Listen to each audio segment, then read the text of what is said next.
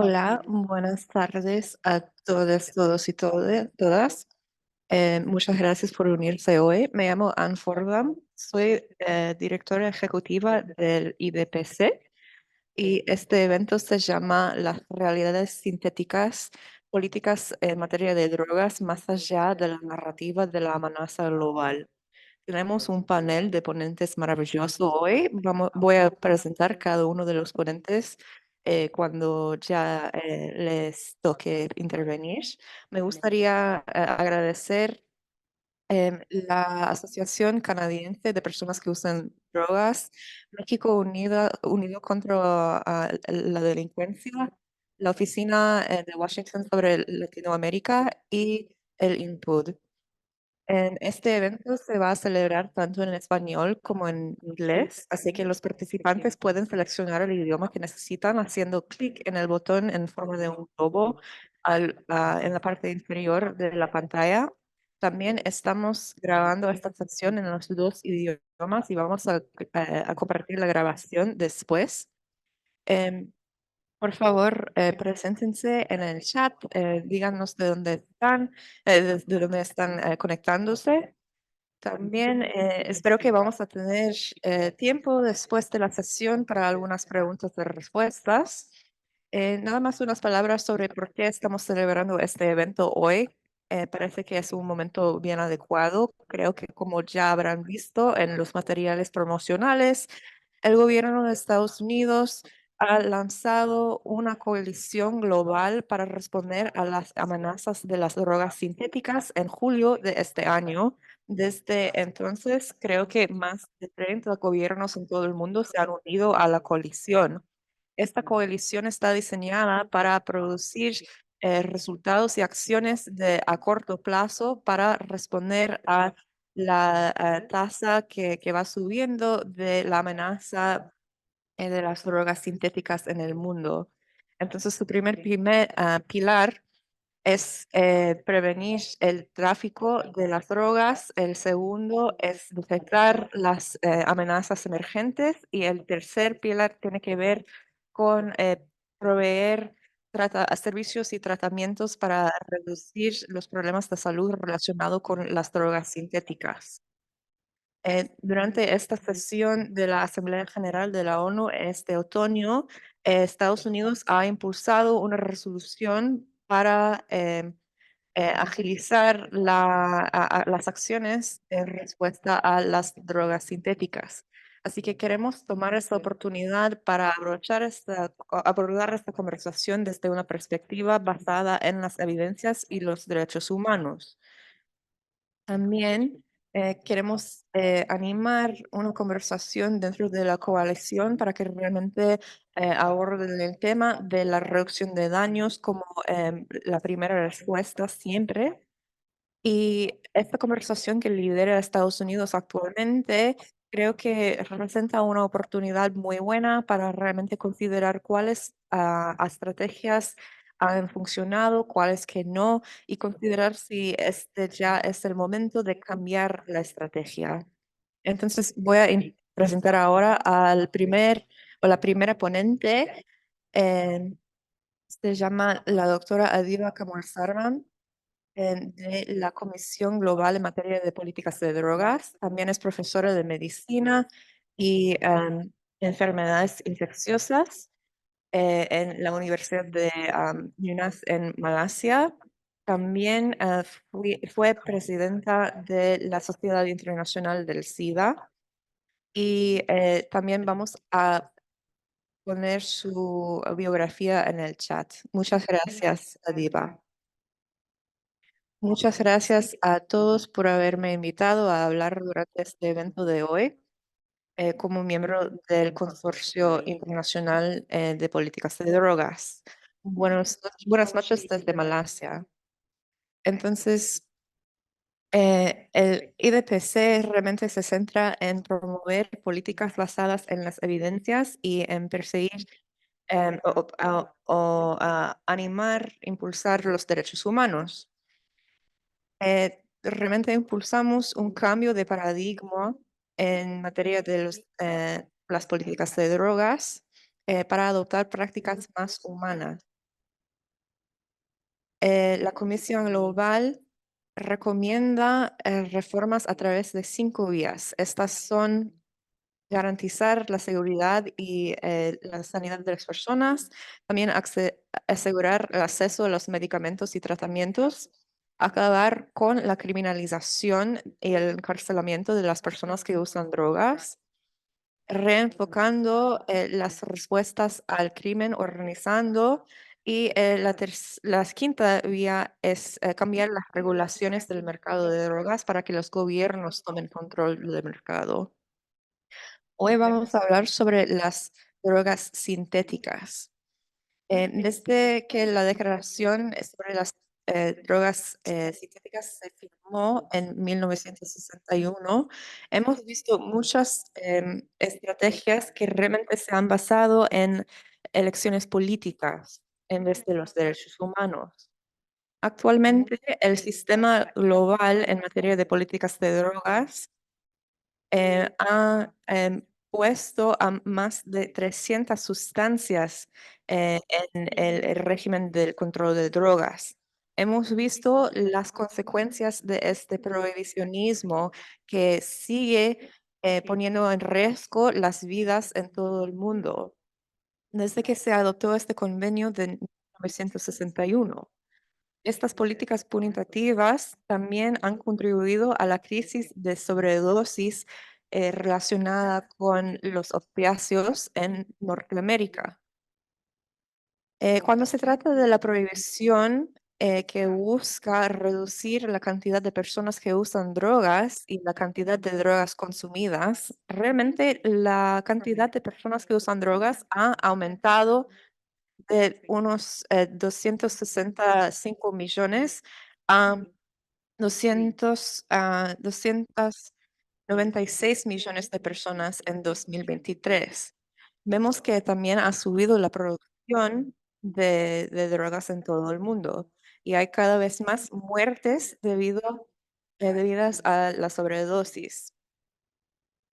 Aunque las cifras en cuanto a las muertes relacionadas con la sobredosis em, a- son cerca de 500 millones de muertes en 2019, hemos visto cómo las drogas sintéticas han tenido un impacto en el mercado en América del Norte y vemos que hay todavía mucha criminalización y estigmatización de las personas que usan drogas. En 2021, la mayoría de las muertes ocasionadas por la sobredosis en América del Norte tenían que ver con el fentanilo y sus análogos. Queda muy claro que la prohibición o la guerra contra las drogas ha fracasado completamente y creemos que la aplicación de la ley, las fuerzas de aplicación de la ley realmente no son la respuesta. Hemos visto un impacto en muchos derechos civiles, políticos y sociales y vemos que las personas corren aún más riesgo debido al estigma y la discriminación, especialmente en las poblaciones ya marginadas. La prohibición y criminalización el uso y posesión de sustancias psicoactivas conlleva consecuencias para las poblaciones más marginadas, como las mujeres, los niños, la población encarcelada, miembros de la comunidad LGBT, la gente, los pueblos indígenas, trabajadores sexuales y otras poblaciones marginadas. Criminalizar a las personas debido al uso de drogas también conlleva problemas de salud. Por ejemplo, la criminalización se asocia con una tasa más alta de infecciones de hepatitis C en las personas que inyectan drogas. Y animo a ustedes a mirar el informe más reciente de la Comisión Global sobre el impacto de la criminalización en las infecciones del VIH y hepatitis C y lo lejos que estamos de los objetivos de desarrollo sostenible. Debido a la criminalización del uso de drogas, las personas que usan drogas son muchas más propensas a experimentar parte del sistema de justicia criminal. Tenemos que acabar con la criminalización de estas personas, em, o sea, la tercera vía de nuestro camino en la Comisión Global. Eh, y esto es imprescindible para poder acabar con el VIH y la hepatitis C como amenaza a la salud pública. Otro componente imprescindible es la reducción de daños. La reducción de daños forma un componente imprescindible de cualquier estrategia basada en los derechos humanos.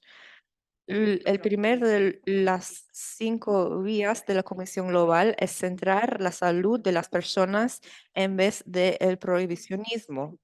Las políticas tienen que priorizar, garantizar la seguridad y la salud de las personas, reconociendo el derecho fundamental a la salud. Esto quiere decir invertir en la prevención, la reducción de daños y el tratamiento como pilares fundamentales de las políticas de drogas.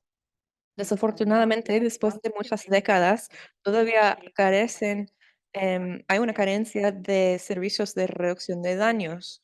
eh, a pesar de todas las evidencias que prueban o realmente evidencian la eficacia de los servicios de reducción de daños. No hay acceso a las terapias de sustitución de opiáceos en Estados Unidos, por ejemplo. Ya que hablemos de Estados Unidos o Escocia o Canadá, vemos que hay una tasa muy alta. En Europa, por ejemplo, también vemos que hay un impacto en derechos humanos devastador. Muchas personas están muriendo debido al consumo de drogas sintéticas.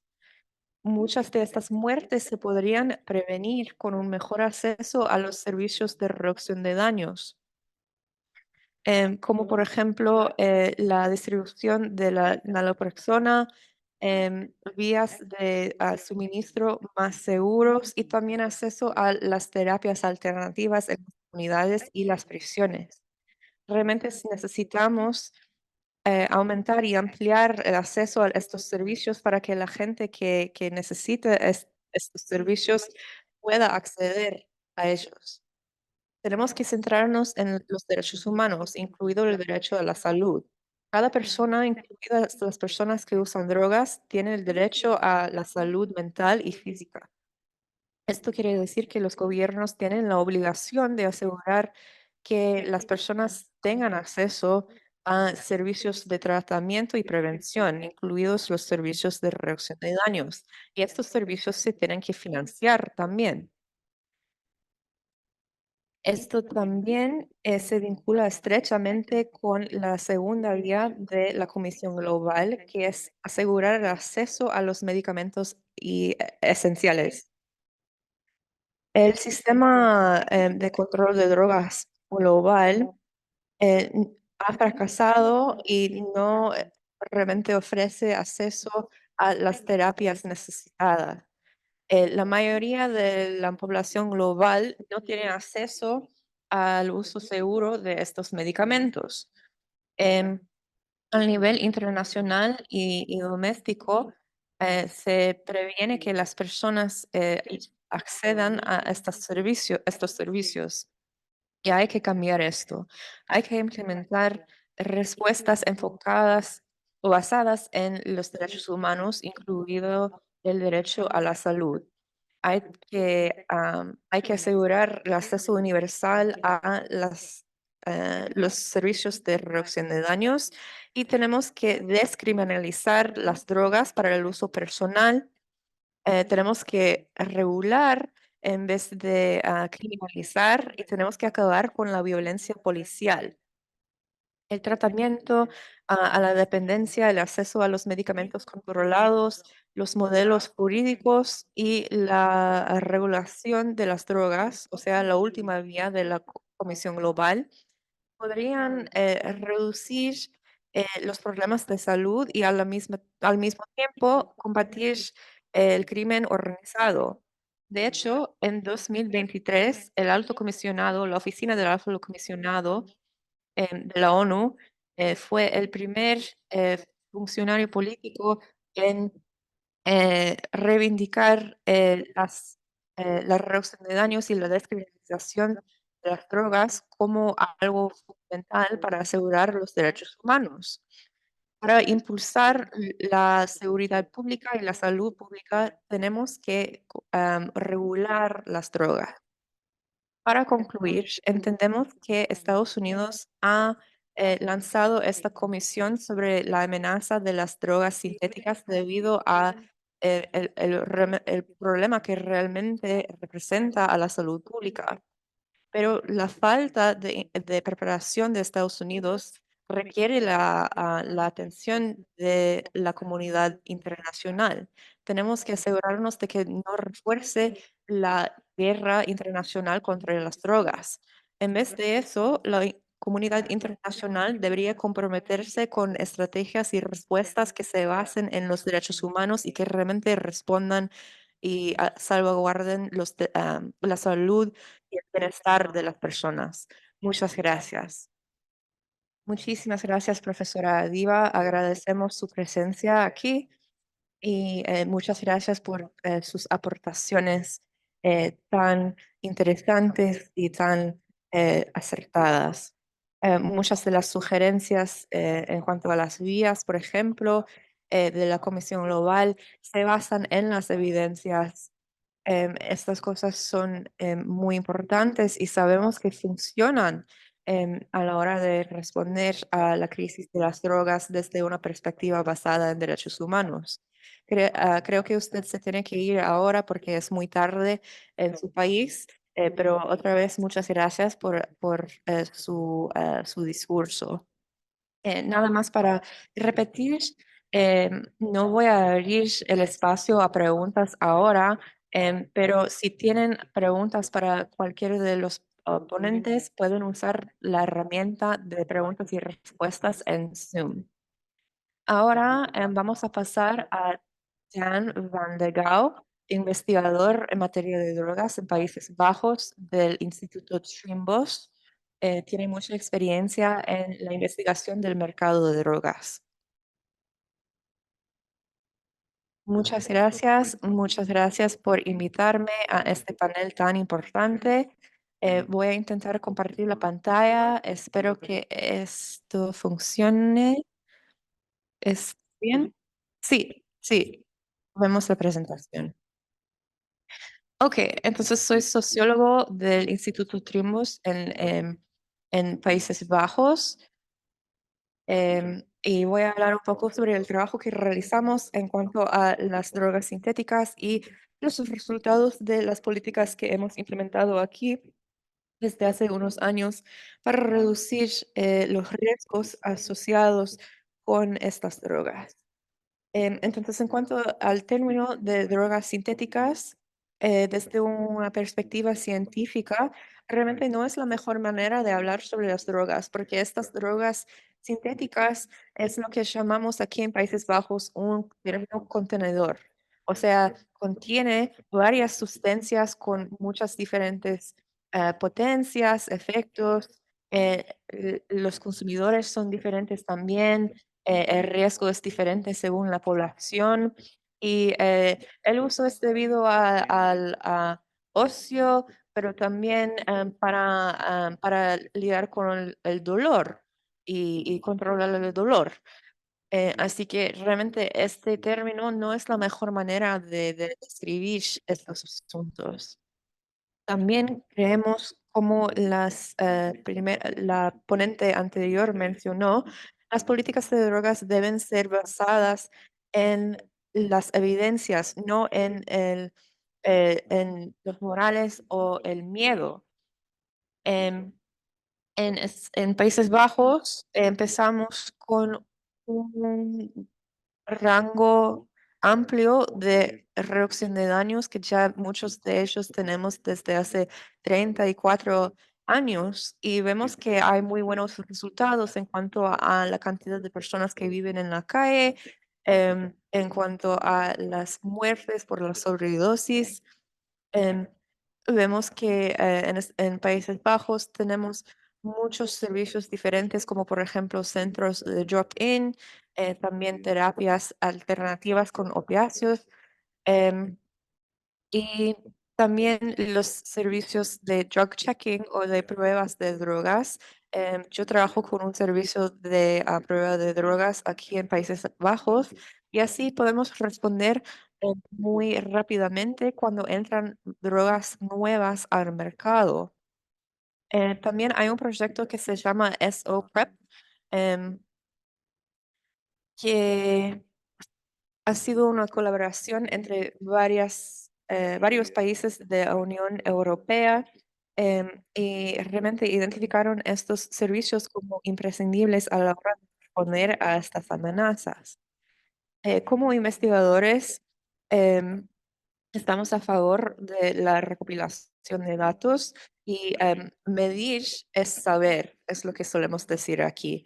Antes de implementar una política hay que saber lo que realmente está pasando, no lo que sentimos que está pasando, sino lo que realmente está pasando en cuanto a la panorama de las drogas. Así que tenemos aquí estas organizaciones que realmente miden por ejemplo, el contenido de las muestras de cáñamo, por ejemplo, que se venden en los coffee shops aquí en Países Bajos. Tenemos varios laboratorios forensicos y donde reciben muestras de los consumidores.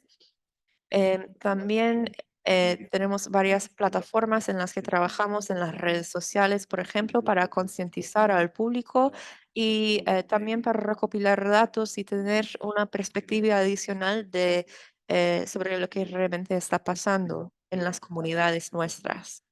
No voy a poder entrar en mucho detalle, pero estos son algunos de los ejemplos. eh, Esto se llama Red Alert.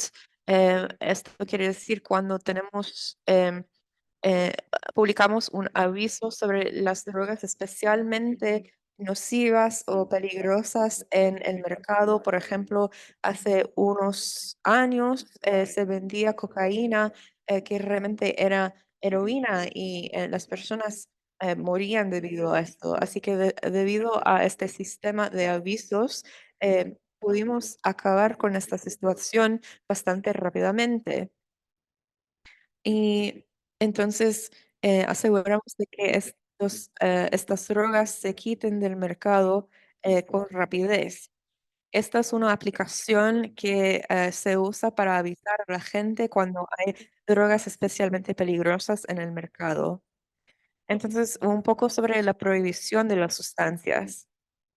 La prohibición de las sustancias quiere decir que las sustancias pierden su imagen inocente. O sea, por ejemplo, el tabaco está legal, pero nadie diría que es algo saludable. Por otro lado, la éxtasis está ilegal en muchos países, pero sigue teniendo una imagen inocente y que no hace daño. Em, entonces, el éxtasis se prohibió en 1985, pero vemos que todavía usa mucho y la tasa de consumo de éxtasis sigue subiendo. También prohibir las sustancias no reduce la demanda para estas drogas. em, Porque la gente sigue buscando un sustituto que puede muchas veces ser aún más nocivo. Em, También hemos visto en los servicios de pruebas de drogas que surgen sustancias aún más peligrosas una vez que prohibimos una de las otras sustancias. Para concluir, em, cuando respondemos a este problema de las drogas sintéticas, hay que priorizar una perspectiva basada en la salud. Tenemos que invertir en los servicios de reducción de daños que realmente salvan vidas y están basados en las evidencias. también los gobiernos tienen que invertir en mecanismos de monitoreo y recopilación de datos. En algunos países de Europa hay bastante buena recopilación de datos, pero hay muchos países en los que hay una falta de conocimiento porque realmente no recopilan datos ni monitorean nada. También hay que responder a la demanda para las drogas sintéticas y invertir en los tratamientos. Y por último, hay que responder a las desigualdades sociales, que es uno de los principales impulsores del uso de drogas. Aquí tenemos información de contacto para mirar más a fondo nuestros datos. Muchas gracias. Muchas gracias, Jan. Muy conciso, una perspectiva muy integral y tan crítica también. Muchas gracias también por compartir la experiencia de Países Bajos, donde realmente tienen un enfoque bastante integral y hay ahí una asociación con tasas más reducidas de daños. Y realmente agradecemos su presencia hoy. Muchas gracias. Ahora pasando a la siguiente ponente, es mi placer presentar a Tesha Nadu, em, eh, encargada de políticas en la Alianza en materia de políticas de drogas y ahora una perspectiva de Estados Unidos. Gracias. Em, Gracias, Anne. Mi computadora se ha frizado, así que no sé si me pueden escuchar. Sí, la escuchamos y la vemos, así que está funcionando. Ok. em, Disculpen, por favor, el fallo técnico.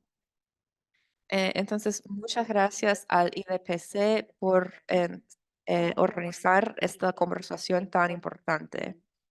Entonces, la Alianza de Políticas de Drogas o Drug Policy Alliance es una organización estadounidense que aboga por políticas de drogas basadas en los derechos humanos y las evidencias. Y es un placer formar parte de esta conversación. Em, Mis comentarios se van a centrar en tres teorías principales. Primero, me gustaría proveer el contexto histórico de la crisis de opiáceos en Estados Unidos. También me gustaría hablar sobre la respuesta actual a la crisis de sobredosis. Y tercera parte, me gustaría hacer algunas recomendaciones. O sea, las respuestas que se deberían priorizar en este contexto actual. Entonces, hablando sobre el contexto histórico, el problema de las drogas sintéticas no es nuevo. Como la primera ponente también resaltó. De hecho, hemos visto olas muy distintas de esta crisis en Estados Unidos que vemos desde hace los años 90, cuando las empresas de farmacéuticas em, realmente promocionaban algunas de estas sustancias para poder controlar el dolor, cuando antes se habían usado nada más en los contextos médicos de las cirugías, por ejemplo. Después de esta promoción en los medios de comunicación, vimos que la tasa de uso eh, iba subiendo. También vimos que había muchas respuestas criminalizadores. Em, y el impacto de esto es que no se recetaba tanto los opiáceos, pero realmente no se respondía a la dependencia que realmente fomentaba estas recetas de opiáceos. Y tampoco se hacía algo para responder a los problemas del dolor. O sea, la gente todavía tenía esa necesidad y empezó a buscar en los mercados ilegales y vimos que la tasa del uso de la heroína subió. porque no se respondía a los problemas fundamentales de la dependencia y la necesidad de gestionar y controlar el dolor. Em, Vimos que subió por 5 veces en los años 2000. Eh, Después de esto, también vimos la emergencia de nuevas sustancias sintéticas en el mercado de drogas, así que las sustancias se volvían cada vez más potentes y más em, peligrosas. Y entonces las respuestas realmente no respondían al problema principal. En vez de eso, había un suministro aún más peligroso de sustancias más peligrosas. Eh, Ahora vemos que todavía hay mucha prohibición, mucha criminalización. Vemos que hay cada vez más sustancias nuevas, análogas, em, y aunque se hable de financiar y invertir en los servicios de reducción de daños, em, nos preocupa mucho de que quizás se vayan a repetir los mismos errores del pasado. Entonces, esto me lleva al contexto am, del presente. Y espero que me puedan escuchar porque mi computadora no está funcionando bien. Pero entonces vemos que las tasas de uso de la orina siguen subiendo. Em, en 2019 había unos 10.000 casos de sobredosis. En 2021, más de 100.000 muertes ocasionadas por la sobredosis. Así que realmente tenemos una crisis aquí. Y vemos que estas muertes van subiendo, así que queda claro que no estamos respondiendo de la manera adecuada. Así que tenemos una crisis aquí y hay que hacer algo, pero estamos repitiendo los errores del pasado. Em, Criminalizar la dependencia no va a resolver la crisis de la sobredosis. El año que viene tenemos las elecciones presidenciales, también de los senadores en el Congreso, em, y el problema con el fentanilo es algo que se está usando como arma. Em, Vemos que hay mucho discurso muy verdadero con muchos queriendo militarizar todo en la respuesta con México.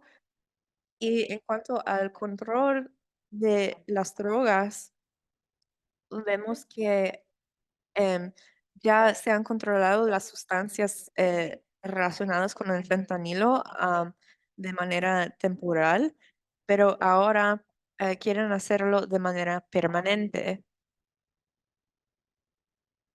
Una otra vez, en vez de aprender de los errores del pasado, em, Re y como vemos que la criminalización realmente conlleva una tasa más alta de sustancias peligrosas, vemos que el gobierno está optando por medidas criminalizadoras.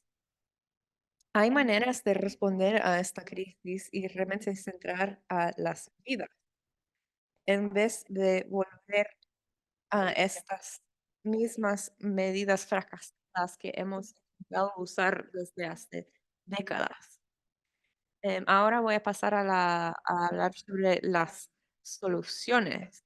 Sabemos que para responder a las crisis de salud pública necesitamos soluciones de salud pública.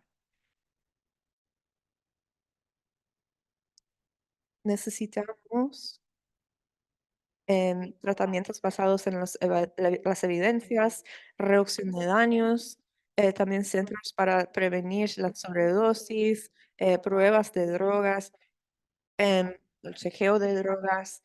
tenemos que ayudar a las personas a sobrevivir realmente. Y esto es lo que eh, esta es la cosa en la que nos deberíamos centrar. Prevenir la sobredosis como un asunto de la salud pública en vez de siempre estar criminalizando las sustancias. Algo muy brevemente sobre la coalición global.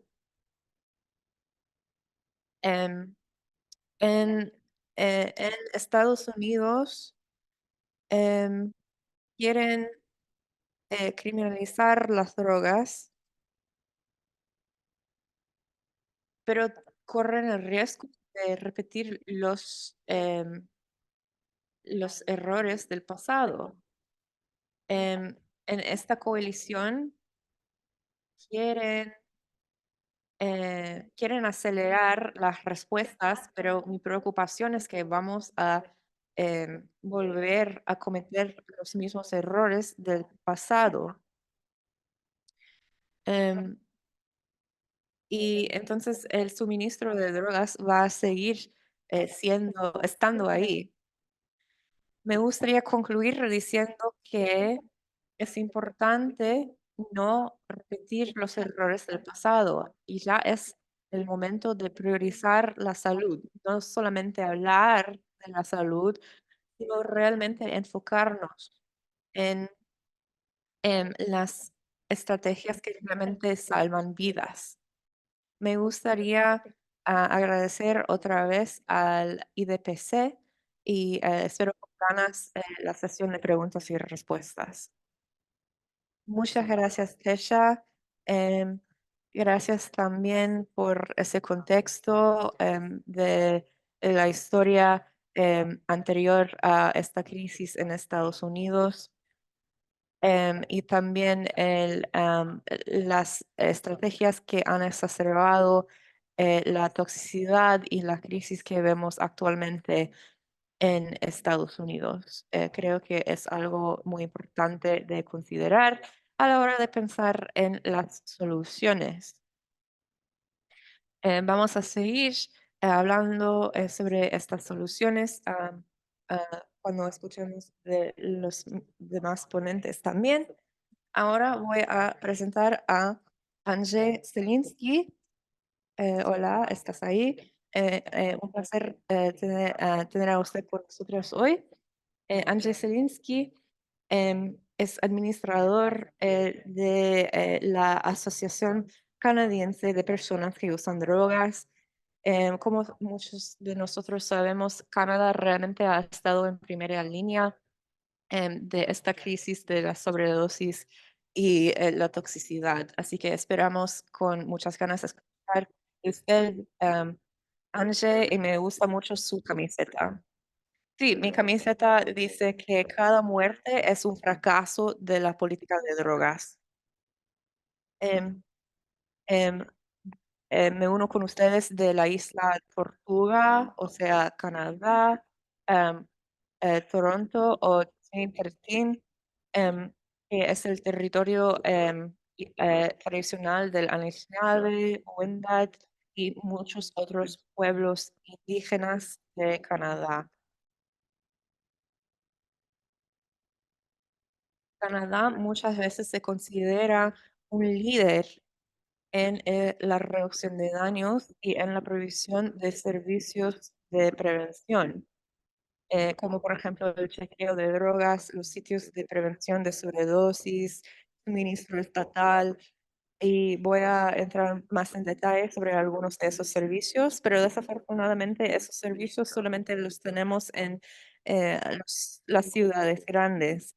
Incluso en Ottawa, en nuestra capital, no hay mucho acceso a estos servicios.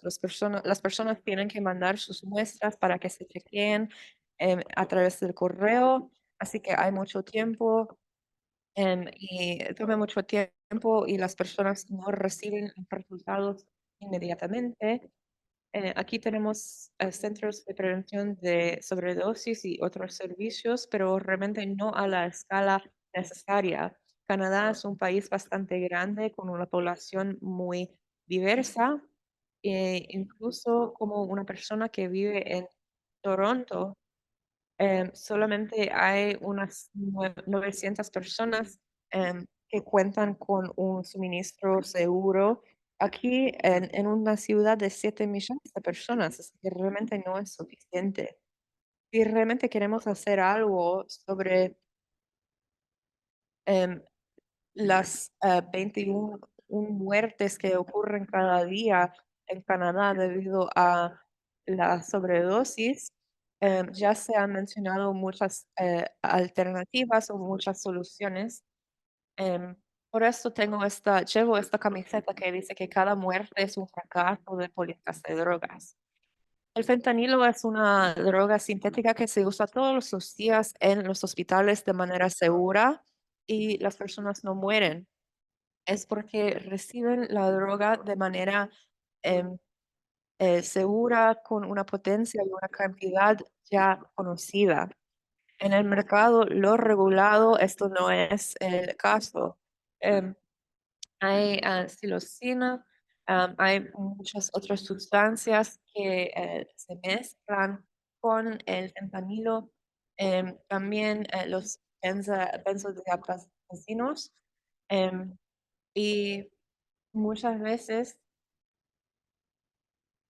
las terapias alternativas que realmente buscan em, sustituir los opiáceos que estas personas toman no son eficaces. Más recientemente ha habido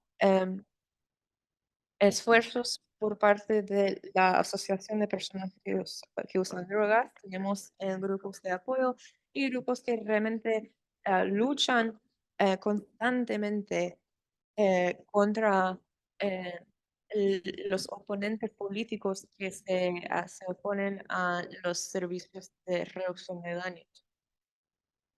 Necesitamos concientizar al público, los consumidores de drogas y personas de todo el mundo cuando se trata de qué quiere decir el suministro seguro, qué es la reducción de daños, cuáles son las evidencias y qué tenemos que hacer. Entonces, en cuanto al suministro seguro, em, esto lo que tenemos en Canadá, bueno, este término tenía que ver, o el propósito era ofrecer a las personas que usan drogas una versión segura de las drogas que normalmente comprarían en el mercado no regulado, el mercado ilegal. Pero lo que tenemos con nuestro suministro seguro realmente no se trata de eso. Las personas reciben las versiones farmacéuticas como la hidromorfina, em, y lo más triste es que no es suficiente esta respuesta, porque hace muchos años, cuando la heroína era el opiáceo más predominante, y que más se usaba en la calle, esas drogas habrían funcionado muy bien. em, habrían funcionado, habrían respondido a las necesidades.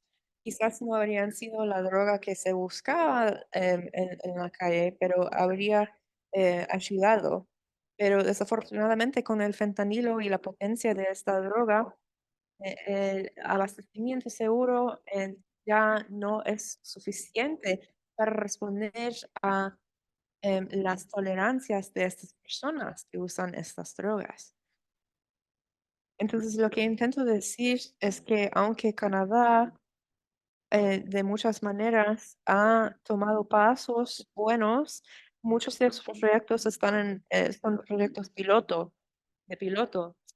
Y hay una organización en Colombia Británica, por ejemplo, em, donde buscaban la aprobación y la inversión de las empresas farmacéuticas para realmente proveer un suministro regulado de drogas para las personas. Em, por ejemplo, repartían drogas de manera muy publicada, muy promocionada y todo iba muy bien, tenía mucha promoción, pero desafortunadamente esta promoción funcionó en contra y los políticos realmente usaron la inversión que tenían, em, em, hicieron o hacían quedar muy claro que las drogas que proveían venían o sea, decían que estas drogas venían de los donativos y los fondos recibidos del gobierno se usaban para financiar los servicios de chequeo de drogas. Desafortunadamente, los políticos confundieron estos dos conceptos y se volvió todo un concepto muy polémico y se realizó una redada hace solamente 4 semanas. Em, Afortunadamente, estas personas no han sido detenidas, pero creo que por motivos políticos, las personas no quieren que ese caso pase a través de los diferentes niveles del sistema jurídico de Canadá. Incluso el primer ministro admitió que aunque el trabajo que salvaba vidas, las drogas siguen siendo ilegales y por eso lo que hacía esta organización DOLF no era aceptable. Y es algo que ustedes pueden buscar también en Google.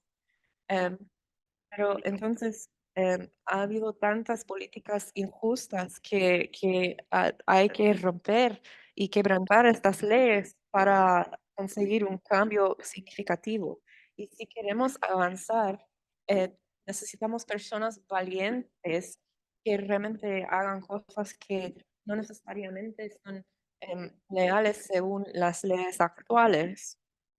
Y, porque Dolph intentó hacer todo de manera legal y se les bloqueó ese intento. Y necesitamos organizaciones como Dolph en todo el país y realmente en todo el mundo para suministrar, em, para proveer un suministro más seguro a la gente. Y actualmente es algo muy político. Los políticos hablan de eliminar la inversión en estos programas y por un lado estoy aquí para pedirles que realmente presten atención a lo que pasa en sus países y también estoy aquí para resaltar la importancia de la educación, de la concientización en materia de reducción de daños, de estos temas. em, y Por lo menos en Estados Unidos tenemos este concepto de solamente hay que decir que no y mucha otra propaganda de la guerra contra las drogas. Y tenemos que em, abrir los ojos a la realidad. El alojamiento también es un componente muy importante. Muchas de esas personas que usan las drogas de manera segura en sus propias casas y todavía no estamos en la primera línea de los medios, de la cobertura en los medios de comunicación. Se enfoca más en las personas sin hogar. em, y entonces estos dos asuntos están bien vinculados. Tenemos que proveer un alojamiento estable y seguro y también los servicios de reducción de daños. Es algo que tiene que realizarse conjuntamente para poder proveer servicios que realmente ayuden a las personas y que crean em, una mejor sociedad y calidad de vida para todos. No queremos que se vuelva una situación en la que las personas que usan drogas se criminalizan. ¿Por qué deberíamos criminalizar a las personas que usan drogas? Nadie gana en esta situación. Entonces, me gustaría agradecerles la oportunidad de hablar y si alguien tiene alguna pregunta, estoy muy dispuesto a contestar. Muchísimas gracias. Muchas gracias, Angie, y gracias por ese discurso tan apasionado. Em, siempre pienso en la situación en Canadá con un corazón muy pesado y sí que es un fracaso total tener esta situación. Y entonces el trabajo de la Frente de Liberación de Usadores de Drogas, tenemos que aplaudir sus esfuerzos. Y también me horroriza lo que pasó a esta organización. Vamos a intentar compartir un poco más información sobre Dolph en el chat. Para la gente que no conoce la historia de esta organización y cómo se criminalizó.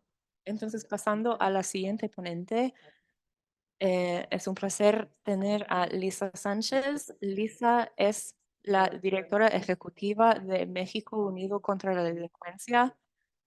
Lisa nos va a dar una perspectiva sobre la situación del fentanilo en México, pero también políticamente cómo esta conversación evoluciona respecto a Estados Unidos. Gracias, Lisa. Muchas gracias, Anne. Muchas gracias a todos. Saludos desde México. Voy a hablar en español, así que si necesitan interpretación, por favor, conéctense a lo que necesitan. Y muchas gracias a la intérprete que va a traducir lo que tengo que decir. Como bien decía Anne, parte de lo que yo quiero comentar el día de hoy en este evento tiene que ver con pues, el nivel de evidencia con el que contamos para tomar decisiones de política, tanto a nivel nacional, aquí en México, como a nivel binacional e internacional. Partiendo de ese punto y reconociendo que efectivamente existe, ¿no?, una afectación mayor a la salud pública en distintos países, principalmente en Estados Unidos, Canadá y otros, por la toxicidad de estas drogas y por la ausencia también de respuestas suficientes y a gran escala de reducción de daños y de acceso a servicios y respeto de derechos de personas que usan drogas. Creo que es importante también que nos cuestionemos cuáles son los efectos de las respuestas que escogemos a estas situaciones en países en donde quizás hoy no se está presentando una crisis tan importante en términos de consumo, pero donde efectivamente, pues, si lo que nosotros es adoptamos un enfoque nuevamente criminalizante, un enfoque nuevamente securitario y una vez más una respuesta internacional que perpetúe y escale justamente este modelo de control prohibicionista, ¿no?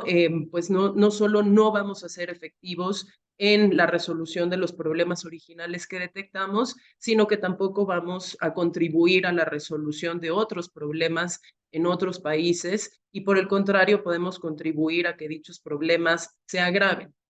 Entonces, sobra decir que para países como México, que tradicionalmente han sido identificados como países productores y de tránsito ilícito de drogas, donde además el modelo de guerra contra las drogas y de militarización del control de drogas han sido aplicados de una manera, creo yo, que de las más extremas a nivel internacional, el riesgo de que a nivel global y bilateral se consolide una respuesta meramente securitaria, meramente punitiva, sin generar la evidencia necesaria que realmente se requiere para tomar estas decisiones, es particularmente problemático.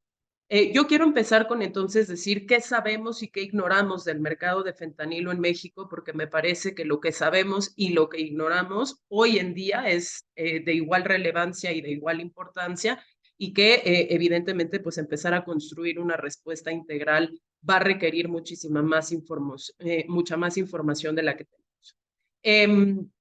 Digamos, a partir de la irrupción de esta crisis en distintos países y particularmente en la región de Norteamérica, pues lo que ha sucedido es que se ha construido, no solo en esos países, sino también en México, una narrativa hegemónica que ha decidido señalar a algunos otros países, entre los cuales está México, como los principales responsables de la producción, la exportación, la importación y el tráfico ilícito, no solo de fentanilo y otras drogas sintéticas, sino de sus precursores y precursores. A partir de esta caracterización, lo que se ha desatado es un imperativo para que México tome acciones muy concretas para detener el influjo de estas sustancias, las famosas medidas de control de la oferta, al mismo tiempo en que nuestro gobierno ha desarrollado una narrativa en donde niega que en este país se produzca, se consume o se consuma, se sintetice o se trafique fentanilo, pues lo cual vuelve muy problemática también la respuesta nacional y en un momento más regresaré a este tema.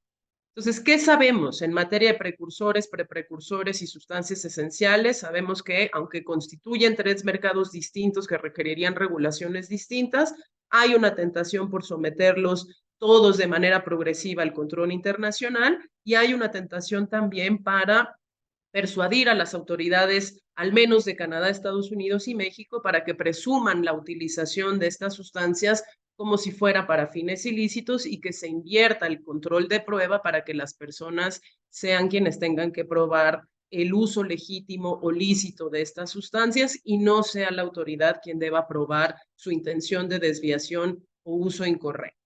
En ese sentido, hay muchos compromisos que se han anunciado, por ejemplo, entre los gobiernos de México y Estados Unidos o incluso entre los gobiernos de México y China para el control de estas sustancias y sin embargo la mayoría de ellos junto con sus metas y junto con sus acciones concretas permanecen desconocidos para el público mexicano y también pues permanecen orientados por un nivel de evidencia que sigue siendo insuficiente. En el caso de México, lo que sabemos, de acuerdo a las cifras oficiales, es que estas varían dependiendo de cuál es la oficina de gobierno que las provee. Sabemos que estas también representan contradicciones muy importantes entre lo que una agencia reporta y lo que otra agencia reporta o incluso los periodos temporales para los cuales se está reportando y sabemos también que estas cifras no corresponden con las cifras que en el marco de ejercicios como el diálogo de alto nivel sobre seguridad con Estados Unidos, el gobierno norteamericano provee. Entonces, por ejemplo, el gobierno de México dice que en los últimos 5 años ha destruido 2.100 laboratorios clandestinos de drogas sintéticas y decomisado alrededor de 1.5 mil toneladas de precursores y sustancias químicas, lo cual, reconoce el gobierno mexicano, ha evitado la producción de 7 toneladas de metanfetamina, pero no reconoce que todos esos precursores tengan una relación directa con el tráfico de fentanilo. Para poner en perspectiva lo que las autoridades norteamericanas tienen como información y abonan a estos debates, el gobierno de Estados Unidos dice haber realizado más de 7,000 incautaciones de fentanilo, con un total de más de 52,000 libras de fentanilo decomisado, de las cuales 35,000 reporta haber sido o haberlas incautado en la frontera con México. ¿Qué es lo que no sabemos, más allá de las discrepancias, digamos, de estas cifras? Pues lo que no sabemos es efectivamente de dónde vienen los precursores, en dónde se sintetizan estas drogas específicamente y cómo logran distribuirse también del lado del territorio norteamericano. En materia de producción de fentanilo y otras drogas sintéticas, el gobierno mexicano no reconoce que esta producción exista en el país y sostiene que aquí únicamente se producen las cápsulas o las pastillas en las que se mezcla este fentanilo para poderlo traficar de manera ilícita a Estados Unidos, mientras que el gobierno norteamericano afirma que en México hay producción de fentanilo y que esta es conducida principalmente por dos organizaciones criminales que serían las de Sinaloa y las de Jalisco. En cualquier caso, ¿no? Ante las inconsistencias de la información oficial, pues lo que es imposible saber para crear una política pública integral del lado mexicano y una igualmente integral y respetuosa de los derechos humanos en el ámbito bilateral, es que es imposible hoy por hoy saber con certeza cuánto fentanilo se produce en México, cuánto fentanilo proviene del extranjero, ¿no? Y cuánto fentanilo realmente es el que está llegando a partir de estas cadenas, digamos, de producción ilegal y de estas empresas ilegales a los Estados Unidos, de la misma manera que sabemos muy poco en materia de consumo de fentanilo en México, algo que también retrasa y previene las buenas respuestas de salud pública de este lado de la frontera. Simplemente para que ustedes tengan una idea de qué tanto ignoramos sobre el tema de consumo de fentanilo en México, hay que decir que la vuelta al status quo de las políticas prohibicionistas, después de los avances que habíamos registrado en México luego de la discusión de la UNGAS 2016, provocaron, por ejemplo, que el gobierno mexicano decidiera cancelar las encuestas nacionales sobre consumo. De manera que hoy por hoy los datos más actualizados que tenemos sobre consumo de drogas en México son del 2017. Lo poco que sabemos sobre consumo de fentanilo y otras drogas sintéticas lo conocemos por otras organizaciones de la sociedad civil, como es el caso de Verter, una organización de reducción que opera en Mexicali, en donde ellos pues sí han detectado que de los 1,200 llamados que han tenido, por ejemplo, para atender sobredosis en los últimos 2 años en esta ciudad, todos dieron positivo por fentanilo, ¿no? Y que en estados como Baja California sabemos por investigaciones de los servicios forenses que aproximadamente decía yo que la información disponible que tenemos en el mercado de drogas y específicamente la información que tenemos sobre fentanilo es lo suficientemente escasa como para que antes de validar una narrativa u otra, lo primero que debemos demandar es tener certeza sobre esa información y suficiente evidencia como para poder efectivamente basar nuestras políticas y nuestra toma de decisión en esa evidencia. Ahora bien, no solo, digamos, para poder tener una política nacional, bilateral e internacional decente y efectiva, sino también para que estas decisiones que tomemos y estas políticas que adoptemos tomen en cuenta cuáles son también los riesgos de externalizar estos enfoques prohibicionistas que pueden exacerbar otras problemáticas que vivimos en países como México y a las que me referiré en lo sucesivo de manera muy, muy breve.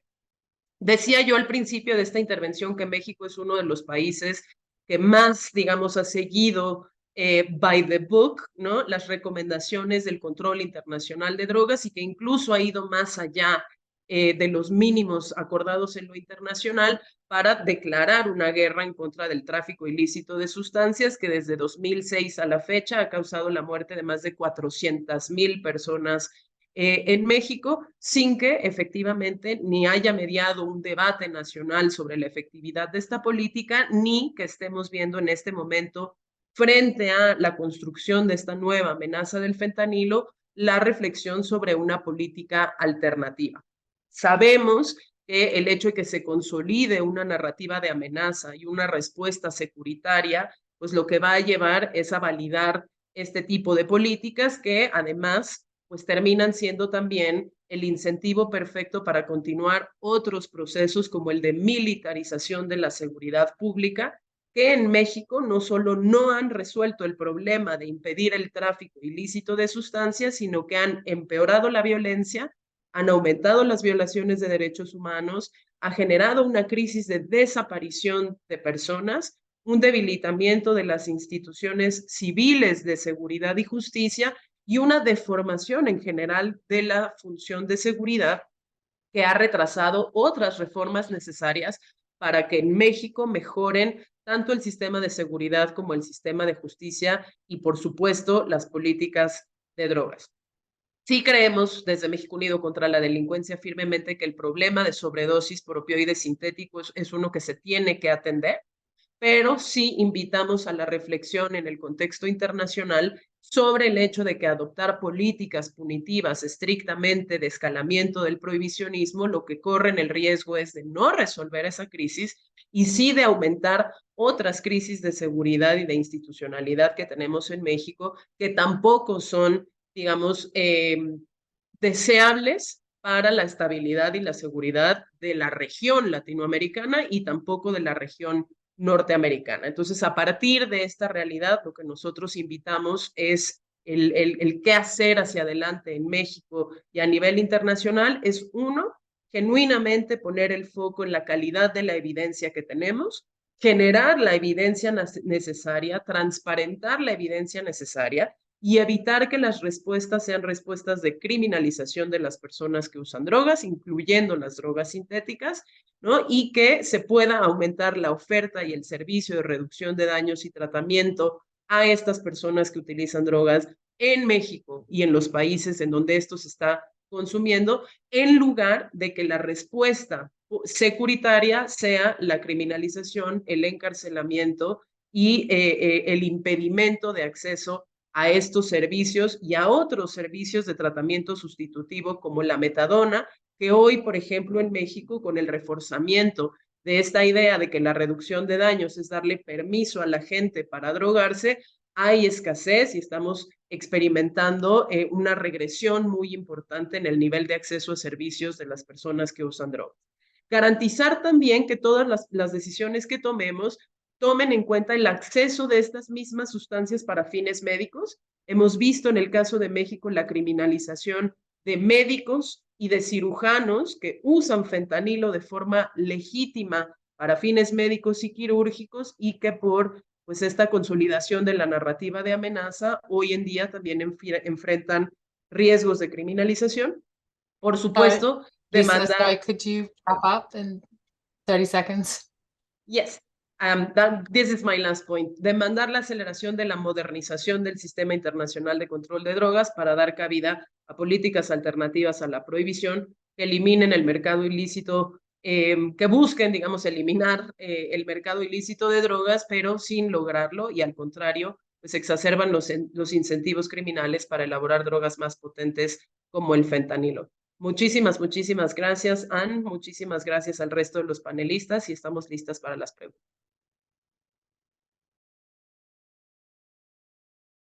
Muchas gracias, Lisa.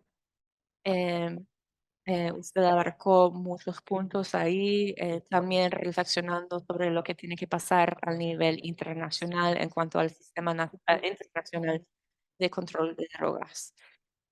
Ahora pasando a, eh, al último ponente, tenemos a Smriti, o la última ponente, tenemos a Smriti del Instituto Pallium en la India, y usted hoy va a hablar sobre la importancia de medicamentos sintéticos para el uso legítimo, y cómo esto muchas veces se ve prohibido por los regímenes de control de drogas. Muchas gracias, Anne. Muchas gracias al IDPC por darnos esta oportunidad de hablar sobre la perspectiva, desde la perspectiva de cuidado paliativo. Y gracias a los panelistas que han resaltado y el acceso a los medicamentos como una parte fundamental de la política de drogas. Cuando hablamos sobre esto, tenemos que eh, pensar también en el cuidado paliativo, el dolor que se sufre en todo el mundo, pero especialmente en los países de renta baja. En más del 80% de la población global no tiene acceso a cuidados paliativos. En mi país, en la India, más de 1 millón de personas sufren dolor crónico debido em, a, em, enfermedades como el cáncer.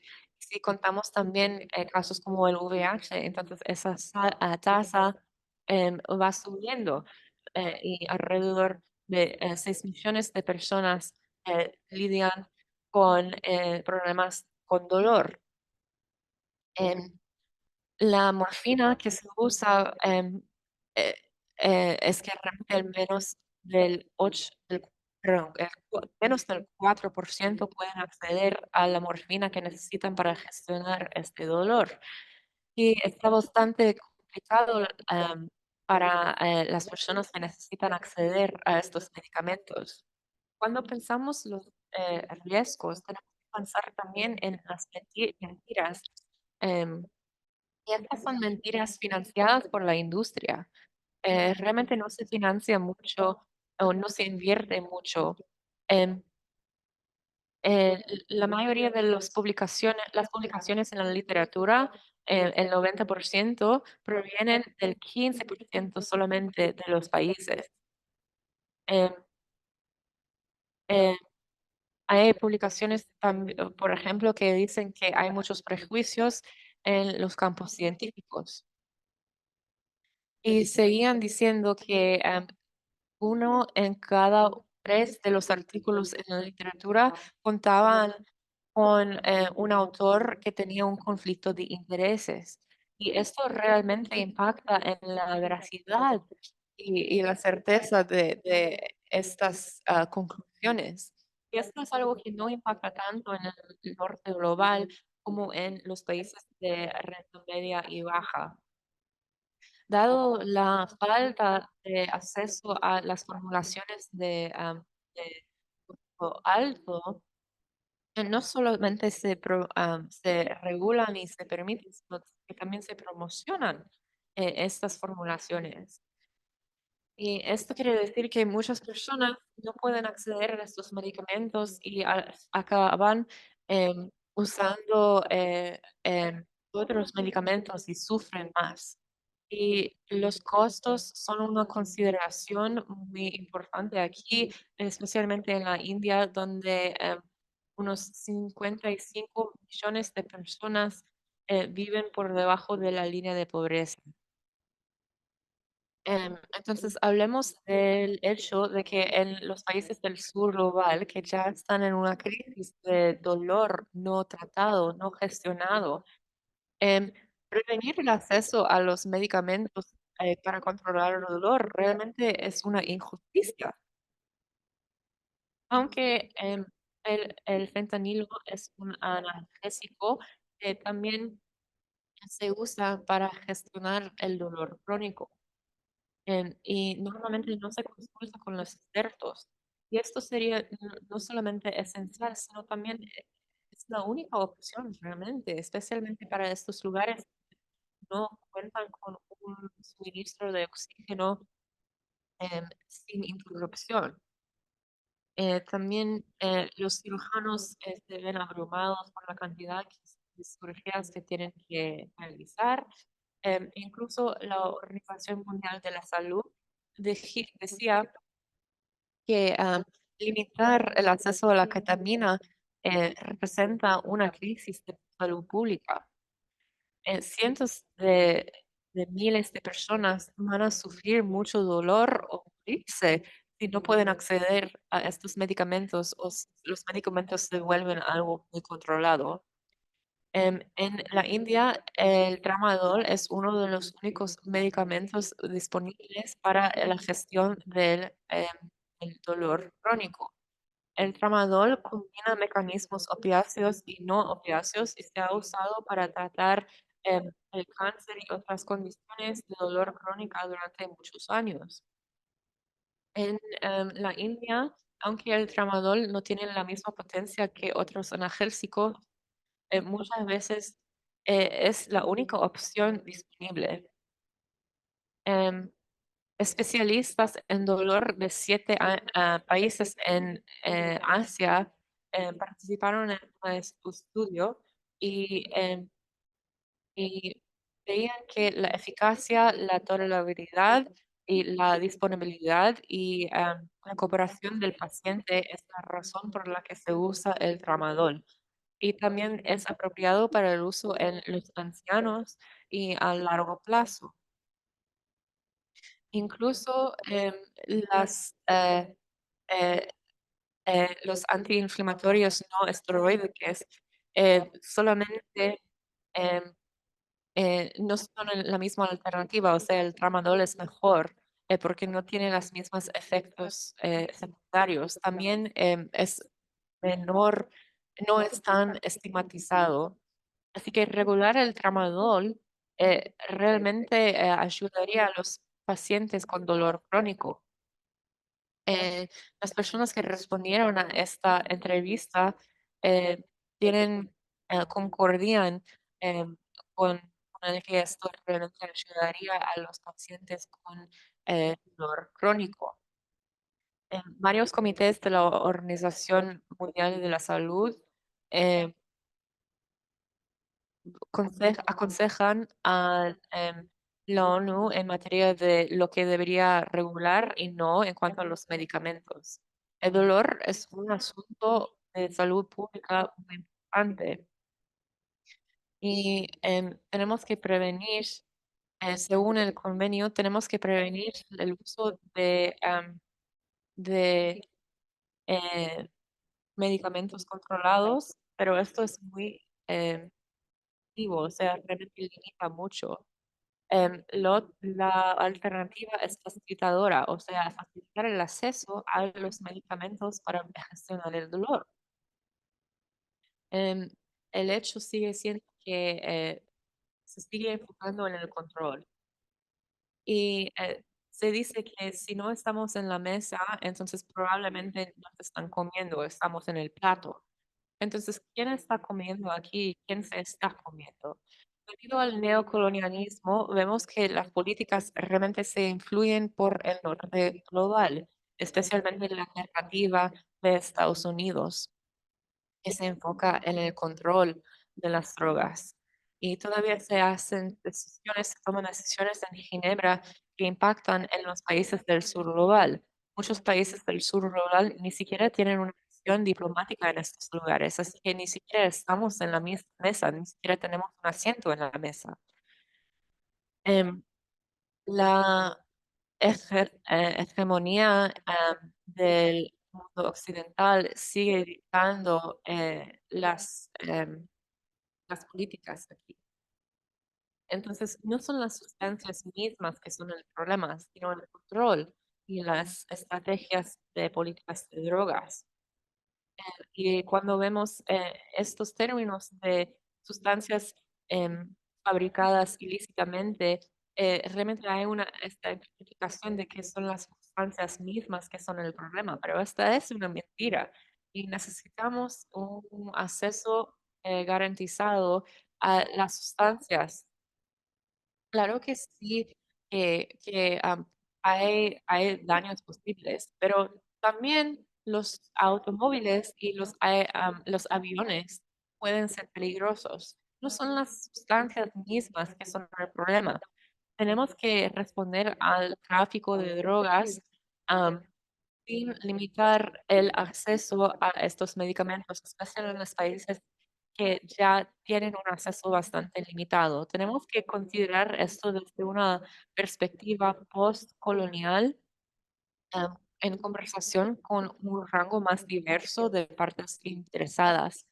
Y esto lo digo desde la perspectiva de los cuidados paliativos. Tenemos que asegurar el acceso seguro y las cadenas de suministro a los medicamentos controlados a la misma vez, em, salvaguardando em, las capacitaciones y un uso equilibrado de estas sustancias. Para concluir, vemos que el control y el acceso se consideran dos cosas opuestos, como algo opuesto. Pero realmente hay manera de reformular esto. Y quizás este equilibrio sería enfocarnos en el sufrimiento de las personas y sus familias y pensar en quién te impacta más y hasta qué punto. Voy a concluir ahí. Muchas gracias. Gracias, Meredith. Muchas gracias. Creo que esta perspectiva es algo que no solemos escuchar en estas conversaciones. La importancia imprescindible del uso médico de muchas sustancias que se consideran drogas ilícitas. Y en vez de eso se enfoca en, en el control de las drogas y no nos damos cuenta de los usos legítimos, los usos legítimos de estos medicamentos y no estamos conscientes de la falta del acceso a estas drogas en muchos países. Entonces, muchísimas gracias a nuestro panel de ponentes, muchas intervenciones muy interesantes. Em, ya que hemos empezado esta conversación con esta formulación de que queremos proveer una perspectiva a la coalición dirigida por Estados Unidos sobre la amenaza de las drogas sintéticas. Tenemos aquí con nosotros a Andrew Thompson, consultor con el Departamento del Estado de Estados Unidos, que realmente participa en esta coalición estadounidense. Así que, Andrew, queríamos darle a usted la oportunidad de responder y compartir su perspectiva sobre lo que usted ha escuchado desde nuestros panelistas de hoy.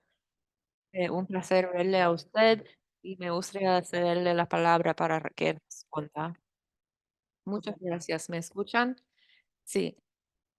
Muchas gracias por la oportunidad. Em, Hoy voy a compartir una actualización sobre los esfuerzos de Estados Unidos para responder a la amenaza a la salud pública de las drogas sintéticas. Agradecemos el interés en este tema y agradecemos los esfuerzos del IDPC en compartir perspectivas globales sobre la respuesta. Primero, quiero decir que el Estados Unidos se compromete con participar con todos nuestros socios antes de la Comisión de Estupefacientes para realmente ver dónde estamos y a dónde vamos. Siempre estamos mirando si nuestros esfuerzos tienen resultados buenos o no. Reconocemos que ha habido errores en el pasado, aprendemos de esos errores, analizamos los datos, la información, mantenemos lo que funciona y descartamos lo que no. Hoy día priorizamos un enfoque más centrado en los derechos humanos, también invirtiendo más en la prevención, el tratamiento y los servicios de reducción de daños y herramientas para ayudar a las personas que usan drogas a salvaguardar su salud mental y física. También priorizamos los esfuerzos de aplicación de la ley para combatir los esfuerzos de de drogas que realmente desestabilizan a nuestras comunidades. Con la administración de el presidente Biden y vicepresidenta Kamala Harris, em, queremos salvaguardar las vidas y salvar vidas. Somos el principal donante respondiendo a la drogodependencia en todo el mundo y hemos creado un ecosistema global para responder al uso de las sustancias desde una perspectiva basada en la salud. Agradecemos la oportunidad de escuchar su retroalimentación hoy. En 2023, el señor Blinken lanzó esta coalición. Los ministerios que participaron de los países y que han estado participando en las actividades son ministerios de extranjeros, ministerios de justicia, ministerios de políticas de drogas. Realmente es un grupo bastante diverso. La declaración ministerial de ese evento realmente refleja la estrategia que usamos para orientar nuestro trabajo. Hay una transformación fundamental en el mercado de drogas y aunque cada país tenga sus propias necesidades, las respuestas en materia de políticas de drogas tienen algunos puntos en común. La emergencia de las drogas sintéticas em, proveen muchas oportunidades para cooperación internacional. La coalición ahora cuenta con 134 países y organizaciones internacionales. Esto refleja el compromiso internacional y de Estados Unidos. Ahora nos enfocamos en identificar los desafíos. El 1 de septiembre lanzamos un grupo de trabajo para prevenir el tráfico de drogas, para detectar las nuevas tendencias y tercer, para proveer servicios de salud pública para evitar la sobredosis, la dependencia y otros problemas de salud mental, perdón, salud pública. Em, También el grupo de trabajo em, ha lanzado varias respuestas, como por ejemplo la recopilación de datos, la difusión de información, la prevención del uso de drogas, la participación de las personas con drogodependencia y la participación de las personas en contacto con los sistemas justiciales. Cada subgrupo del grupo de trabajo ahora se está reuniendo cada semana desde ahora hasta marzo para hablar sobre estos asuntos. También vamos a establecer redes de legisladores y parlamentarios para adoptar legislación. También vamos a aumentar el acceso a los servicios de reducción de daños a nivel global. Vamos a trabajar con sistemas de justicia criminal en todo el mundo para desarrollar alternativas a la criminalización. Reconocemos la importancia de contar con la participación de la sociedad civil. Esto incluye invitar a los 134 países involucrados en la coalición a participar en las conversaciones de los grupos de trabajo. También a principios del 2024 se va a celebrar un foro de la sociedad civil para que haya una oportunidad para la participación de la sociedad civil. Vamos a contar también con documentos y otras declaraciones presentadas por la sociedad civil. Esto es algo que se puede hacer hasta el septiembre de 2024. Entonces, a finales de 2024 tendremos una participación final para cerrar y reflexionarnos sobre los esfuerzos de la coalición. Estados Unidos va a usar nuestros esfuerzos y nuestros recursos extranjeros para proveer apoyo a la sociedad civil y vamos a animar a los participantes en la coalición a hacerlo también. Muchas gracias por la oportunidad a compartir nuestra perspectiva hoy y agradecemos su compromiso con este tan importante. Muchas gracias, Andrew. Muchas gracias por unirse hoy. Em, Gracias por escuchar los discursos y usted dijo algo sobre el trabajo de la coalición y es muy importante para nosotros escuchar que sí se comprometen con la reducción de daños y en promocionar alternativas al encarcelamiento. Temo que nos queda solamente un minuto. Vamos a conseguir esta conversación con nuestros ponentes. Eh, si los ponentes quieren, pueden compartir sus detalles de contacto en el chat porque muchos de los colegas han pedido ponerse en contacto con ustedes. Es muy bien es muy bueno que se haya unido tantas personas hoy. Y realmente hemos aprendido mucho sobre cómo las políticas pueden conllevar más daños y sabemos que tenemos que alejarnos de esas políticas dañinas. Lo que vemos en Estados Unidos, en Canadá, especialmente esta crisis de sobredosis, con un suministro de drogas muy potente y difícil de prevenir y la militarización y el enfoque en la aplicación de la ley, estas políticas no ayudan a las comunidades, no reducen el uso de drogas y tenemos que centrar a las personas y salvar vidas. Y creo que se requiere un cambio fundamental en las actitudes globales frente a las personas que usan drogas. Me gustaría responder brevemente a Andrew y a la coalición estadounidense. Sé que el senador Blinken dijo que Estados Unidos es la canaria en la mina, pero creo que sí, si ustedes son esa canaria, entonces tienen que reconocer el fracaso de la represión y el castigo como manera de controlar las drogas y realmente señalar el ejemplo de Estados Unidos ahí. Entonces voy a dejarlo ahí. Agradezco mucho la presencia de toda la gente que se ha unido. em, y agradezco los discursos de los ponentes y también, como ha dicho Andrew, la consulta global con la sociedad civil, eso sería buena oportunidad para seguir con la conversación también.